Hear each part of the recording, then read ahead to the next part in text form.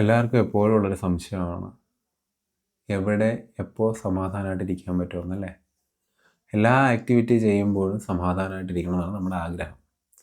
അല്ലെങ്കിൽ എന്ത് അപരാധം സംഭവിച്ചാലും സ്വസ്ഥമായിട്ടിരിക്കാൻ പറ്റണം. കാരണം നമ്മുടെ ആഗ്രഹം, നമ്മുടെ താല്പര്യം അതാണ്.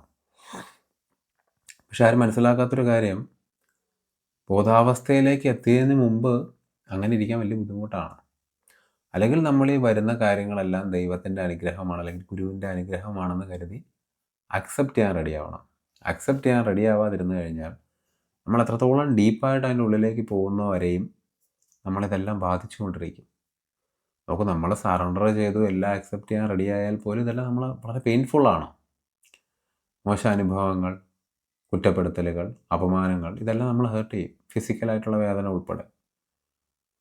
അപ്പോൾ അതിന് നമ്മൾ ശരിക്കും ചെയ്യേണ്ടത് എന്താണെന്ന് വെച്ച് കഴിഞ്ഞാൽ, എപ്പോഴും ആ അവസ്ഥ എത്തുന്നവരെ നമുക്ക് സമാധാനം തരുന്ന കാര്യങ്ങൾ എന്താണോ അത് ചെയ്യുക എന്നുള്ളതാണ്. നിങ്ങൾ ഓൾറെഡി വളരെ സ്ട്രെസ്ഫുൾ ആയിട്ടുള്ള ജോലിയിലൊക്കെ ഇരിക്കുമ്പോൾ എങ്ങനെ ചെയ്യാൻ പറ്റുമെന്ന് ചോദിച്ചു കഴിഞ്ഞാൽ പറ്റില്ല എന്ന് തന്നെയാണ് എനിക്ക് പറയാനുള്ളത്. കാരണം you can continuously practice your practice, അല്ലേ?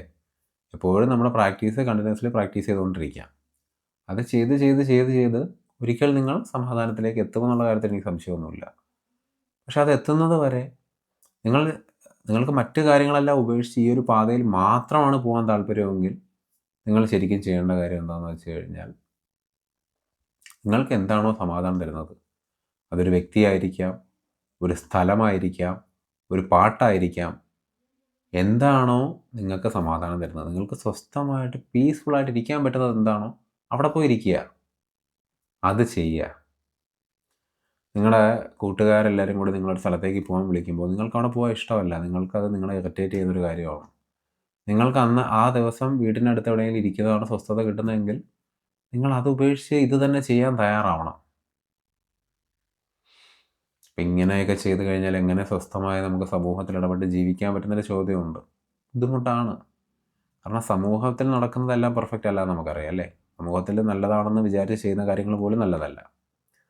സമൂഹത്തെ പറ്റി അങ്ങനെ വറീഡ് ആവണ്ട. ഈ സംശയം എപ്പോഴും മനസ്സിനാണ്.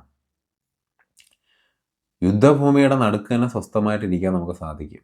അവസ്ഥയിലെത്തുമ്പോൾ എത്തുന്നവരെയും സ്വസ്ഥത മെയിൻറ്റെയിൻ ചെയ്യാൻ ശ്രമിക്കുക എന്നാണ് ഞാൻ പറയുന്നത്. കാരണം സമാധാനമാണ് ഏറ്റവും ഇമ്പോർട്ടൻറ്റ്. സമാധാനമായിട്ട് നിങ്ങൾക്ക് എവിടെ ഇരിക്കാൻ പറ്റുമോ അവിടെ ഇരിക്കുക.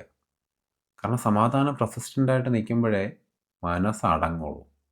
ഞാൻ എന്ന് പറയുന്ന ആ ഒരു ഊർജത്തിന് അതിൻ്റെ ഉത്ഭവത്തിലേക്ക് പോകാനായിട്ട് അപ്പോഴേ സാധിക്കുള്ളൂ. അതുകൊണ്ട് എപ്പോഴും സ്വസ്ഥത മെയിൻറ്റെയിൻ ചെയ്യുക. സ്വസ്ഥത മെയിൻറ്റെയിൻ ചെയ്യാനായിട്ട് എന്ത് ചെയ്യണം? നിങ്ങൾക്ക് സമാധാനം തരുന്നത് എന്താ? ഇപ്പോൾ ഒരു ഗുരു ആവാം, ഒരു അമ്പലമാവാം, ഒരു സ്ഥലമാവാം, അല്ലെങ്കിൽ ഒരു പ്രകൃതിയുടെ ഒരു കാഴ്ച തന്നെ ആവാം. അത് നോക്കിക്കൊണ്ടിരിക്കുക. അപ്പോൾ ഒരു ഗുരുവാണെങ്കിൽ ഗുരുവിൻ്റെ അടുത്തിരിക്കുക. എന്ത് ചെയ്യുമ്പോൾ നിങ്ങൾക്ക് സമാധാനം കിട്ടുന്നു അത് ചെയ്തുകൊണ്ടേയിരിക്കുക. അത് നിങ്ങൾ ആത്മവിചാരമാണെങ്കിൽ അത് ചെയ്തുകൊണ്ടേയിരിക്കുക. ആത്മവിചാരമാണെങ്കിൽ വളരെ എളുപ്പം. കാരണം ആത്മവിചാരത്തിന് പ്രത്യേകിച്ച് സ്ഥലത്തിൻ്റെ ഒന്നും ആവശ്യമില്ല, ഡിസിപ്ലിൻ്റെ ആവശ്യമില്ല, ജീവിത രീതിയുടെ ആവശ്യമില്ല. ആത്മവിചാരമാണെങ്കിൽ നമ്മൾ ഏത് ജോലിയിലും, ഏത് കാലത്തിലും, ഏത് സ്ഥലത്തിലും നമുക്ക് എപ്പോഴും ചെയ്തുകൊണ്ടിരിക്കാം. നമ്മൾ എന്ത് ആക്ടിവിറ്റി ചെയ്യുമ്പോഴും. കർമ്മത്തിൽ നിന്ന് ഒളിച്ചോടാനൊരു എക്സ്ക്യൂസായിട്ട് ഇതിനെ കാണരുത്. നമുക്ക് ശരിക്കും സ്വസ്ഥതയാണോ ഏറ്റവും വലുതെന്ന് നോക്കുക. അതാണ് ഏറ്റവും വലുതെങ്കിൽ ഞാൻ ഈ പറഞ്ഞ പോലെ ചെയ്യുക. അതല്ല, നിങ്ങൾക്ക് മറ്റൊരു കാര്യമാണ് ഏറ്റവും ഇമ്പോർട്ടൻ്റ് ആയിട്ട്, നിങ്ങളുടെ ശരീരം അതിലേക്കാണ് മൂവ് ചെയ്യുന്നതെങ്കിൽ അതിൻ്റെ ഭാഗത്തേക്ക് പോവുക. പക്ഷെ അപ്പോഴും ആത്മവിചാരമാണ് ഏത് മഹാപ്രളയത്തിൻ്റെ നടുക്കും സ്വസ്ഥമായിട്ടിരിക്കാൻ സഹായിക്കുന്ന കാര്യം. അത് മറക്കാതിരിക്കുക. ഓക്കെ, നന്ദി.